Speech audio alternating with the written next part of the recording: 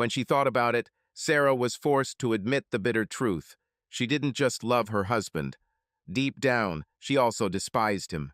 Sarah began to delve into her head after she said no without hesitation. The night Tristan came home after a fight and asked her if he should call the police. Tristan seemed as surprised by her answer as she was. His question was probably more rhetorical, and he expected to hear yes. "Why not?" he asked in surprise. She looked at him with a look that she tried to make fiery. She thought it made her smart. In reality, she was just trying to stall for time to come up with an answer. "You still won't be able to prove anything. The case will be closed, and I think his name was Clive, and his friends will laugh at you. This will only make the situation worse," she said. Tristan still looked at her with bewilderment. "If you don't go to the police, you'll show them that you're not afraid of a fight, that you are a man with a capital M. They will respect you and leave you alone next time," she continued. She didn't believe it one iota, but she knew her husband well enough to know that he would buy compliments about his courage. And rightly so, Tristan agreed without further ado that there was no point in calling the police. This even seemed to cheer him up a little. "Let's go to bed," Sarah said quietly. Lying in bed, Sarah hugged her husband to support him and make him feel safe. But she couldn't get too close. She couldn't let him discover that she was aroused a fact that surprised her, but which she couldn't change. She felt so much pleasure thinking about how her husband was beaten. Sarah had difficulty finding a man to marry. It's not that she has problems dating men, on the contrary. She had a small but fit body with rather large and beautiful breasts. Her blonde curls gave a special piquancy to her appearance. She loved the attention she attracted from lusting men, and she herself added fuel to the fire by dressing provocatively when she went out. When she brought a man to her home or went to see him, it was because she desired him. She wanted to be with a sexy man, but she always gave them the chance to become more than just one-night stands, to become her boyfriends. However, it often ended after a week or month when either he or she ended the relationship. Some relationships lasted a little longer, and then Sarah introduced her men to her parents. Her father always tried to be open, but her mother could not hide her dissatisfaction with these men who, in her opinion, were not ready to start a family and become responsible husbands and fathers, and perhaps never would be ready for this. Sarah was annoyed that her mother could not hide her hostility towards her boyfriends, and they often quarreled about this topic. But deep down, Sarah knew her mother was right. This became increasingly clear as she reached her late 20s and her friends, with whom she had previously hung out in bars, began starting families. They found men who might not be the sexiest, but who were kind and responsible. Sarah was jealous of them. She also wanted a husband and children. She decided that she probably wouldn't find the man of her dreams in bars. A serious dating site was a better fit. She created a profile and posted some cute yet sexy photos to attract the attention of men. Proposals from men came one after another, but she could almost imagine how most of them were probably drooling as they messaged her. Then she changed her profile. I selected photographs in which her appearance did not seem too sexy, and she rewrote the text, removing the emphasis on her social life and favorite restaurants, focusing on education and hobbies for home comfort. It helped. There were still letters from men who clearly just wanted to sleep with her. She was tempted by several of them, but pulled herself together and deleted the messages. Instead, she focused on those who were clearly looking for a wife and children. She even went on dates with several of them. But as a rule, they were somewhere between ugly and ordinary, and often timid and shy. She quickly realized that she would not be happy with such a man, no matter how many children they had. She even got the idea that maybe she should just get knocked up by one of those testosterone bomb tough guys she was attracted to, and then raise the child on her own. At least it would be a child with good father genes. But then she received a letter from Tristan. He was also not the most handsome man in the world, but he looked quite attractive, and in the photographs it seemed that he was playing sports and taking care of himself. But the most important thing, he wrote that he works in an investment bank, has achieved success, and earns good money. There was something masculine and attractive about his self-confidence when he talked about it. Sarah found his name on the internet and was convinced that he was not lying. She found his name in the analytical reports he prepared, and even some articles in the press that mentioned successful deals in which he had been involved. That's how they met, and Tristan did not disappoint her. He was full of self-confidence and was kind to Sarah. When she introduced him to her parents, the tone was completely different than usual. The mother laughed and giggled like a schoolgirl, and when Tristan left, she praised him in every way. "Yeah, he's a real mama's boy," Sarah said, and when her mother looked at her disapprovingly, she added, "Come on, I'm kidding. I really like him too." But looking back, Sarah realized that she accidentally said what she really thought in her heart. While all this was happening, Sarah was happy and relieved that she had finally found the man she was looking for. They dated for several months. Then they began to live together, and within 6 months, a wedding was scheduled. It was a gorgeous ceremony at a local church, and not a dry eye was left. Tristan's parents were delighted with their new daughter-in-law. The local newspaper even came and took photographs for an article entitled, "Young Banker Marries Local Beauty." They moved to a house in a good area. The house needed major renovations, but they bought it at a good price. Tristan's salary was sufficient to pay the mortgage, and they understood that when they had children, Sarah would leave her part-time job in a law office and become a stay-at-home mom. Then they will be able to afford to renovate the house according to the latest fashion. It turned out that they had a lot of time to save money because, despite having sex almost every night, Sarah was unable to get pregnant. They started talking about going to the doctor and getting tested. In general, life has returned to its usual rut. Sarah knew that while Tristan would probably provide her with a beautiful home that would be the envy of her friends, she was not marrying the investment banking superstar. He will never become one of the leading players in the industry. He didn't deceive her. He was talented and achieved results of which he was so proud. But this was not enough to rise to the top. Sarah felt awkward when they attended social events in Tristan's company, and she saw how his colleagues skillfully moved up the career ladder. She also noticed on numerous occasions that Tristan had been deceived or used without him even realizing it. She carefully tried to give him advice to help, but he always rejected them. He was confident that he had everything under control and that it was only a matter of time before he could write CEO on his resume. It was this self-confidence that attracted her to him, but now it irritated her because it prevented him from facing reality. Sarah was horrified that this would only become more awkward as she got older. Tristan won't get the promotions he was sure of. Will he become bitter, or will he deny reality? She had a second option. Tristan, who brags even when there is nothing left to brag about, and who will grow into a grown man holding a youth position. This is the situation Sarah found herself in. She had a good husband, but he was a husband who would get in trouble. And on top of that, they were clearly having trouble conceiving the child she was increasingly desiring. She was often in a bad mood. Some days she felt almost depressed. This was the case on the day when Tristan came home after being beaten. "What's happened?" she asked in fear when she saw him. Tristan collapsed on the sofa and sat for a while, burying his head in his hands. Then he said, "I was at a meeting in the area where I lived when I was a child. This was before Mom and Dad got rich and bought a house. We didn't have much money back then, and I went to school where a lot of the kids were, from working-class families." Sarah did not like it when her husband spoke disparagingly about people who were less wealthy than him, but she didn't say anything. "In any case, I got emotional and went for a walk around the area. I walked past the diner we went to after school. Imagine it still exists. I couldn't resist and went in. The place is no longer for school children, but for workers who, apparently, do not eat at home. I bought myself a soda and a snack anyway." Tristan was silent for a while and then continued.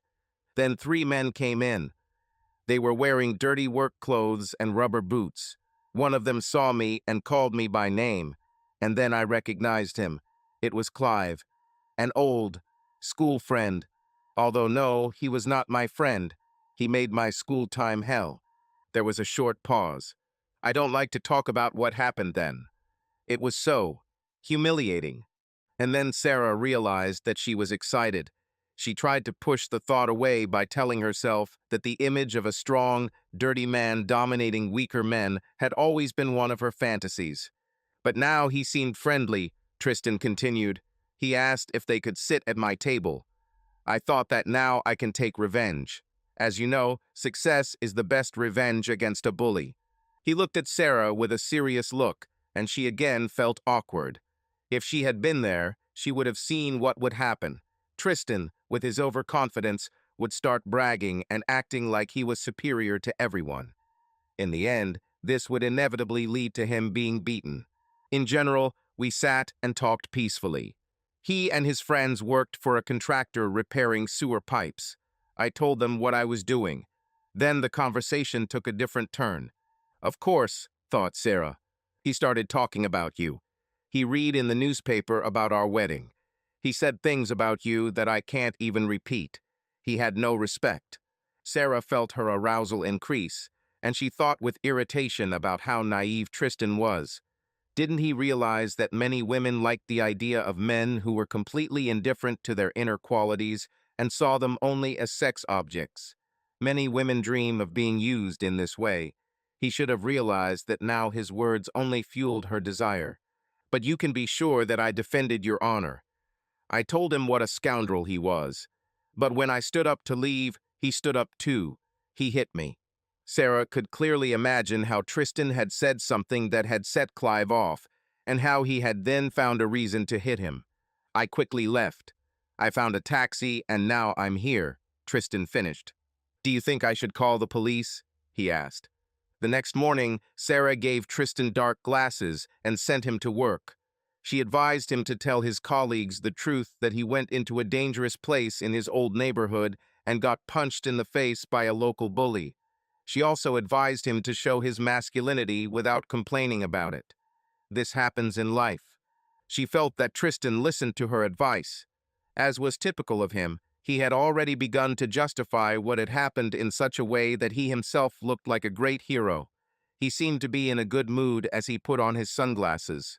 Sarah could easily imagine how he would walk around in them, pompously playing the role until the last trace of the bruise disappeared from his face. Sarah herself also went to work, but could hardly concentrate on the calls. She continued to feel arousal that she had rarely experienced before. Returning home, she immediately went to the bedroom. This was just the first of many more times over the next few days and weeks. At first, she felt guilty for this. She tried to convince herself that she was only aroused by the thought of a strong, dirty man images that always excited her fantasies. But as the days passed, she had to admit that she was especially turned on by the thought of this same man beating her husband. She was fine with that. She couldn't do anything about it, and for her it remained just a fantasy. She didn't like that Tristan was actually injured. She hesitantly questioned Tristan about the details of the attack, but he happily told her about what he now considered his personal triumph. He gave her new material for her internal cinema when she sat on the couch after work, minding herself. But the routine set in again. After 3 or 4 months, the fantasy about Clive was almost exhausted. For Sarah, it was becoming a strange memory, but for Tristan, it was just one of his many triumphs in life, and he hardly spoke about it anymore. Everything got mixed up again one day when she was lazily watching TV. The doorbell rang, and she went to answer it. Seeing 3 men in work clothes, she immediately knew who they were. She froze, as if petrified. Her mind was overloaded. She needed to figure out how to cope with the situation while simultaneously fitting the images of the 3 faces she saw in front of her into the fantasies she had been having for the past few months. "Is your husband at home?" The man standing in front asked, while the other 2 looked like they were about to laugh. "He's at work." "How can I help?" asked Sarah. "My name is Clive. These are my friends. They are only here as witnesses to something that happened. I owe Tristan an apology, and in fact you too. Can I come in?" asked the man. It seemed that Sarah had woken up, but she was still acting on instinct. "Of course," she said, opening the door all the way. The three men took off their boots and entered the house. "Come in, sit down," Sarah said, nodding toward the living room. "Can I offer you some coffee?" "No, thank you." "We won't be long," said Clive. The men sat down, looking around the living room with curiosity. Sarah sat down opposite them. "You probably heard that I met your husband a few months ago," said Clive. Sarah nodded in confirmation. She looked at him. He was not as thin and lean as she had imagined, more likely even a little plump, but he looked very strong. Sarah thought it was amazing that Tristan had ever believed that Clive might have been afraid of him. This fact in itself told the story of how overinflated her husband's sense of self-worth was at times. "I'm sorry that everything went wrong then. I just wanted to praise him. I saw the pictures in the paper and I told him you have nice breasts," Clive said, not looking at all remorseful. The other two men held back their laughter. Now Sarah began to understand the essence of what was happening. She understood what these three men wanted. They must have guessed that Tristan was at work at that time and decided that they had a chance to see his hot wife. Now they were trying to intimidate her. But they did not know that they were on its territory. In her turbulent youth, spending time in city bars, she more than once encountered dangerous men, and always, literally always, they calm down if you show a little feminine charm. Before they knew it, they became obedient. "Thank you," Sarah said simply, with a slight smile and a sparkle in her eyes. She laughed internally. This was clearly not the reaction they were expecting, and all three looked confused. Sarah took advantage of this to take the initiative into her own hands. "Yes, it was unpleasant. I never understood why men always have to fight. Luckily, you too." She quickly glanced at the other two men, stopped it. "I take it you were the one who separated them." The two men made confused but affirmative noises. "But fortunately, no one was seriously injured. And now you've apologized. I think your name is Clive." Of course, Sarah remembered his name. She was simply playing a psychological game, demonstrating which of them was in control of the situation. "I'll convey your apologies to Tristan, and we'll leave it at that," Sarah said when Clive confirmed his name. "I would like to apologize to him personally," Clive said with a barely noticeable evil smile. Sarah knew he was trying to regain the initiative in their game. God, he was so sexy, intense, and rude, not caring about decorum. He had huge muscles, and a metal ornament hung from his hairy chest, visible through his unbuttoned shirt. Sarah couldn't let Clive take control again. "Well, we'll work it out somehow," she said, smiling, as if it wasn't much of a problem. She wondered if Clive knew that she knew how he had bullied Tristan throughout his school years. "You know what? Today is not the best day. Tristan will be back very late. But let's exchange phone numbers and we can discuss this someday." She took out her phone and Clive, again surprised, did the same. They wrote down each other's numbers in their contact lists. "I think that's all?" she asked, smiling and taking a pose as if she was about to get up from the sofa. It was another unexpected move that worked. The men stood up and headed towards the door. First two friends. Clive followed them, and when he was almost out, Sarah ran her hand along his sleeve. It was a spontaneous action. Sarah was excited and, by reflex, showed the man who was turning her on that she was ready. Of course, she wasn't really ready, but Clive noticed her gesture and looked surprised at first. Then he smiled slyly. Naturally, Sarah did not tell Tristan that Clive and his friends came to visit.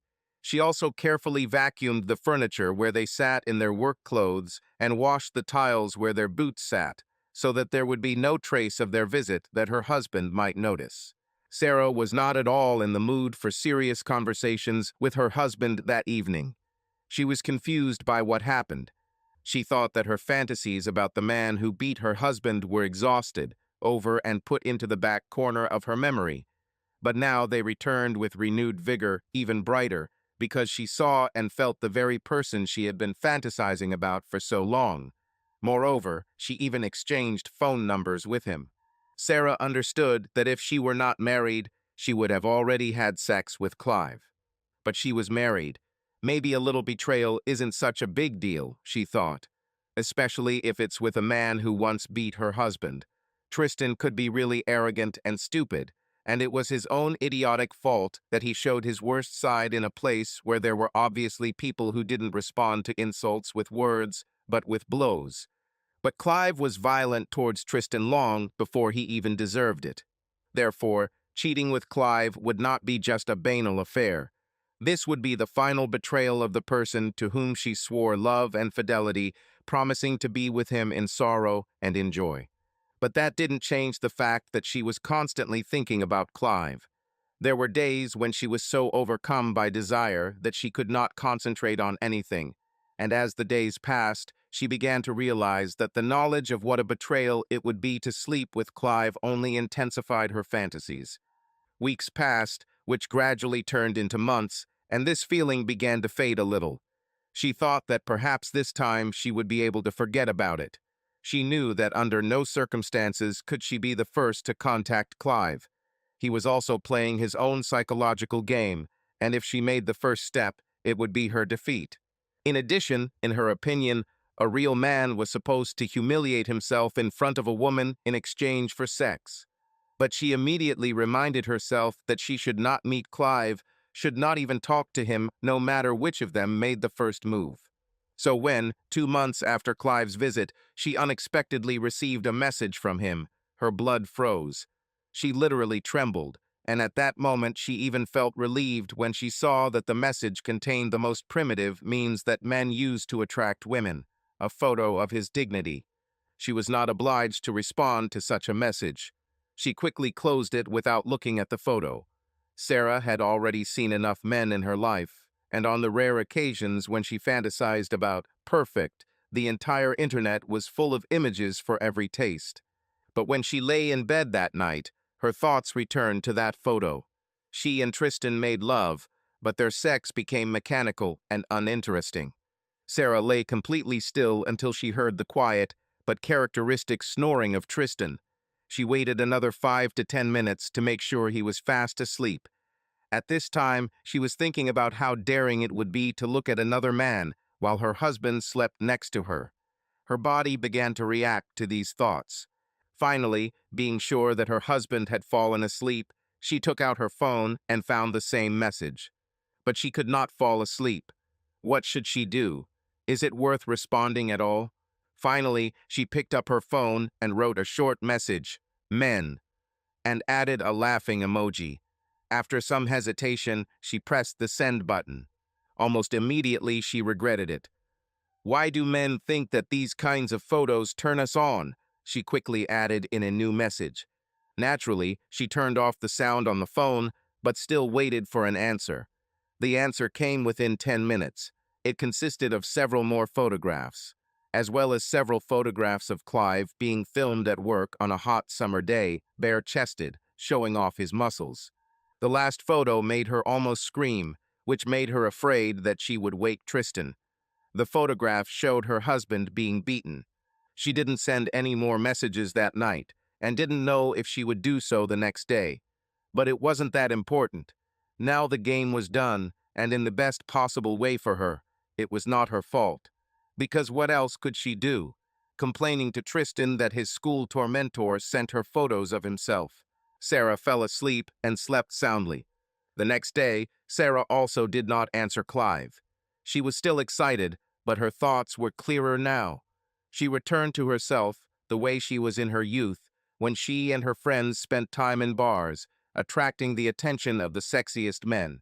Clive took the first step, and if he really wanted something, he could take the next one. If he didn't want anything serious, it didn't matter. But he needed something. 3 days later, the doorbell rang. Clive was standing outside. For some time, they simply looked at each other. Both quickly realized that they were too excited to pretend. Without bothering to take off his shoes, Clive quickly entered the house, grabbed Sarah, and kissed her. She answered him. Clive grabbed Sarah by the buttocks and carried her to the dining table, which he emptied with his other hand, throwing papers, small objects, and a vase of flowers onto the floor. He sat her down on the edge of the table, then lifted her skirt to her waist and pulled down her panties. Sarah kicked them out. Then Clive took out his penis and abruptly entered her. Sarah reacted with a deep moan. He moved again, and she adjusted herself to receive him. They continued like this for a while until Clive remembered her breasts. He tore the blouse with his strong hands and then got rid of the bra in the same way.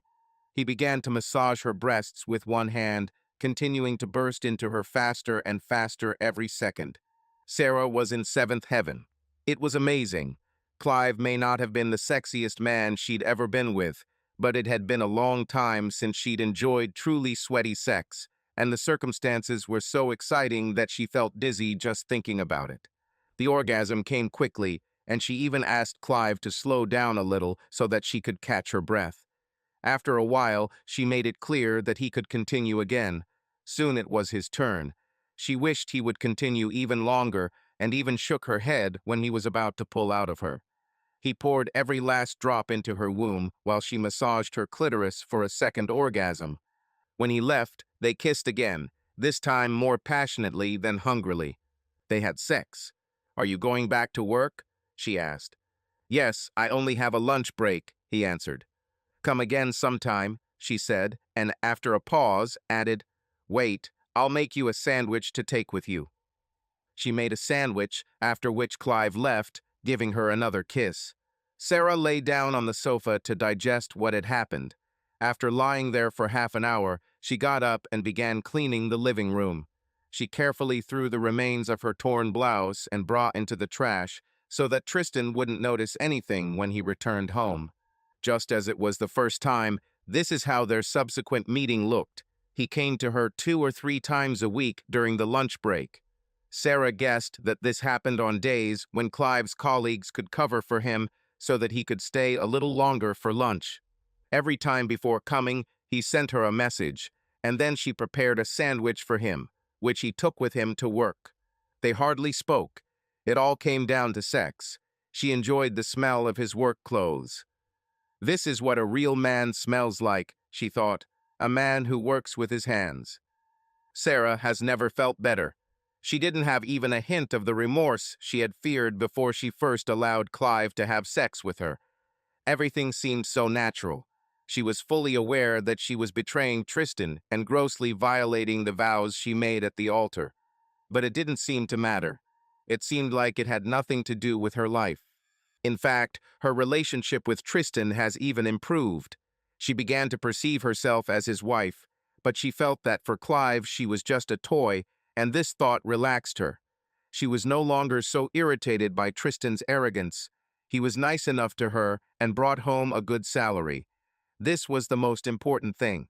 She also tried to improve their sex life. The next morning, she ran into the bathroom to take a pill. She did this after meetings with Clive, but only during dangerous periods. Now she wanted to delay the pregnancy, but she was more concerned about not getting pregnant with Tristan's child than with Clive's. Although Sarah enjoyed Clive's quick lunch visits, she wanted to spend more time with him. But organizing this was more difficult. One of Tristan's sacred principles was that a good husband always comes home to his wife in the evening. Therefore, he avoided multi-day conferences and only once was forced to travel to a client who was several hundred kilometers away, which forced him to spend the night in a hotel. He called Sarah at least 5 times that day and evening. Now she wanted him to sometimes stay overnight somewhere else. But he couldn't just ask for it, then he would suspect that something was wrong. So she proceeded cautiously, gradually convincing him that it was better for his career, and therefore for their common good, to agree to trips and conferences, even if they involved an overnight stay. Finally, one day, he said that he would be leaving from Friday to Sunday. Sarah found it difficult to hide her excitement and simply pretend to be a good wife supporting her husband. She told him that she would probably spend the weekend with her friends, trying to speak in a low-key but reassuring tone. She looked forward to telling Clive about this. Therefore, she was especially surprised by his dry answer. "It won't work. I'll be with my wife." "With your wife?" she asked, confused. "Yes, with my wife," he repeated. "I have 2 more children, boy and girl." "You don't want to give me a moral lecture about cheating?" Clive continued, seeing Sarah standing there, stunned by his words. No, I just didn't know," said Sarah. You couldn't have known that. I didn't talk about it because it's none of your business. But now you know. Sarah still couldn't come to her senses. But don't worry, dear, said Clive with a mocking intonation. I'll tell my wife that I'm going to meet friends on Friday. Then I can come over to your place after work, and we can have dinner and have sex all evening if you want. Sarah agreed, but she was still confused. She thought she would cook a great dinner for Clive, but now that she realized she was just a fuck toy for him, she was hesitant about whether it would be better to just order Chinese food. She was not disappointed. It had never occurred to her that she and Clive could be a couple.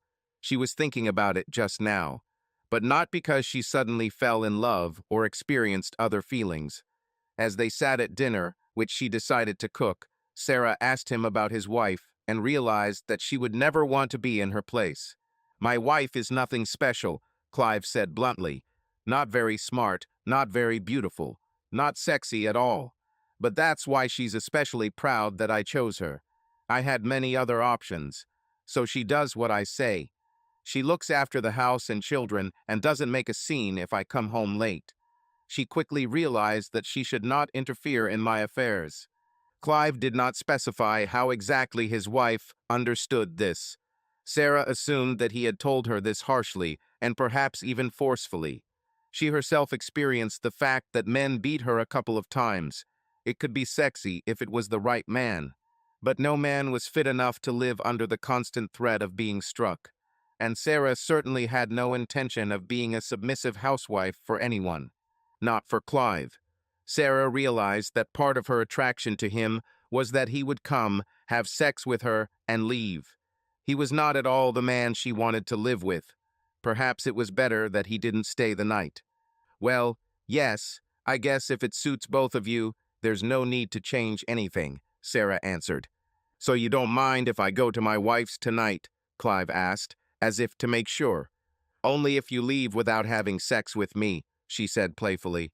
The red wine she'd been drinking with the steaks was already starting to take its toll on her, and now she was once again looking at a strong, slightly dangerous man in his work clothes, eating in a manner that would drive her mother crazy.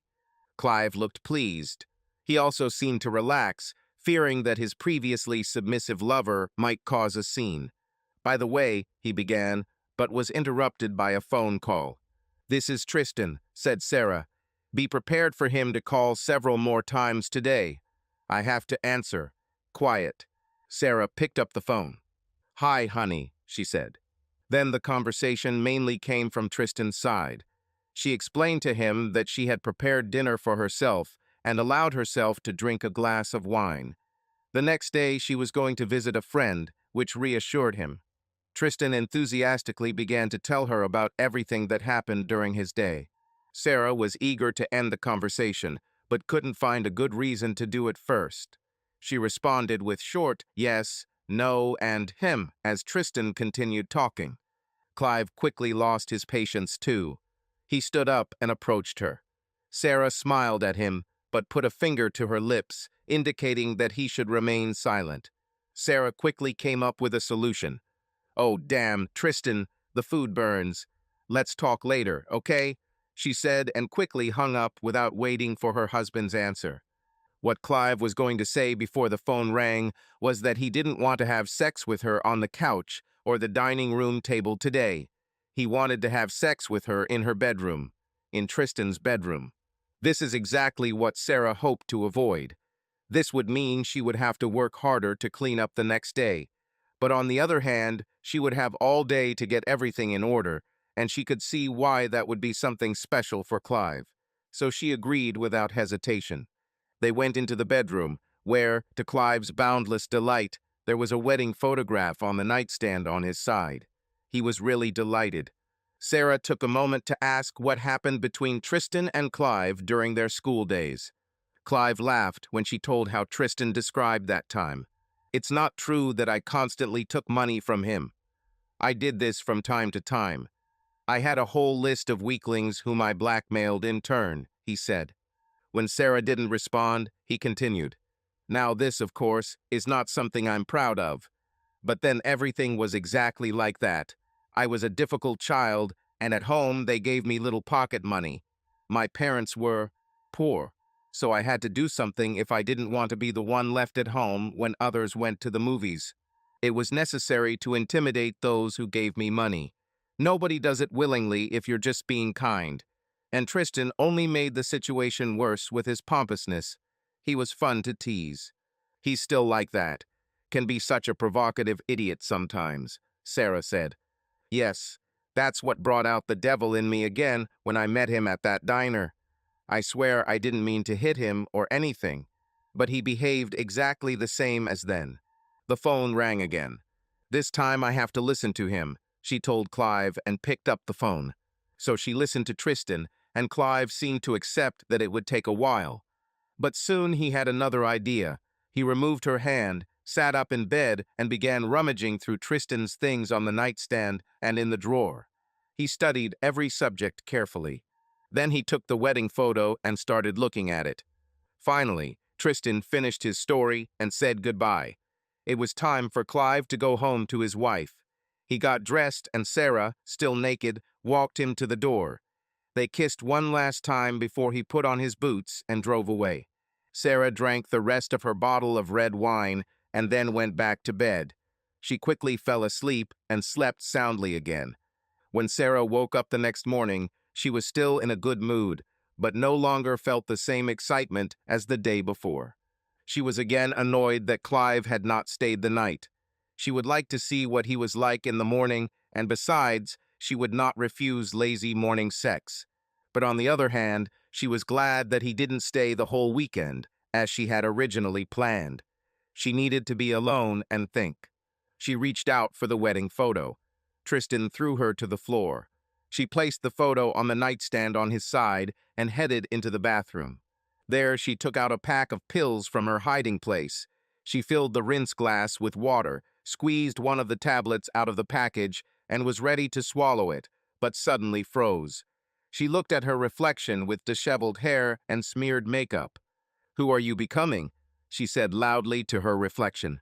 Sarah never considered herself a good girl, and neither did anyone else except maybe Tristan, from whom she carefully hid revealed certain aspects of her personality. Even her father understood that his daughter was a freedom-loving woman who was not shy about her sexual desires. Sarah believed that all's fair in love and war, and she took it literally. For example, she never thought twice about seducing someone else's boyfriend from under someone's nose, or seducing a married man for the night if she wanted to. But she never did it out of spite towards other women, and in all other aspects of her life, she held herself to fairly high moral standards.